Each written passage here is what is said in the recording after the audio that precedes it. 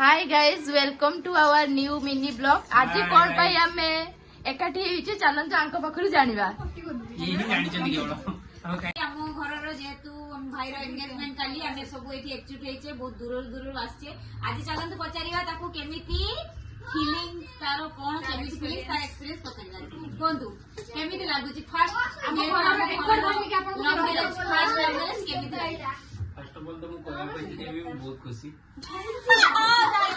हमें एते late process अपनी लेट जानले तो मु फाइनली माने सेटा सक्सेसफुल होबा जाउ सेबे डेफिनेटली खुशी अछि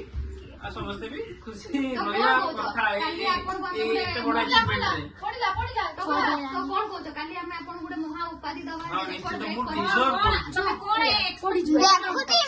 प्राइज नबा प्राइस तो जे माने ऑर्गेनाइज करले से माने डिसाइड करली मु एक्सपेक्ट किंतु माने उडे डिजर्व करछु प्राइज ये तो तमे लमेज करू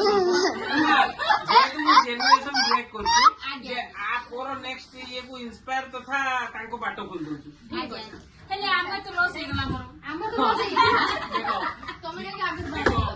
गोटे नुआ जेते बजन इन्वेंशन हेई नि ता पूर्वरु जेती जन जाई जंदी लोक चक इन्वेंशन होवा पूर्वरु ता पूर्वरु जेती लोक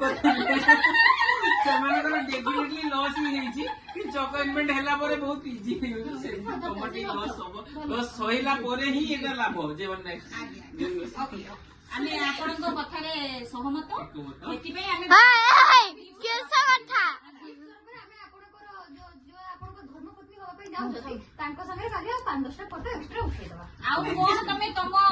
माने भाबी स्त्री विषय कोन कहया पे चाहउछन्ती कि कहबा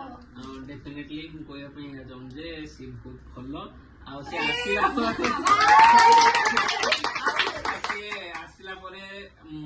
जेमती 100% सेटा काली सरप्राइज रहइबो काली पई आउ आज जदि कहि देमी किछि वैल्यू रहि जीवनी सेटा काली ही तमे जानि परिबो नेक्स्ट ब्लॉग रे सेटा तो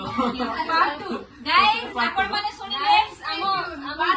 विषय अधिक सूचना पाई पार्ट 2 बोला बस ये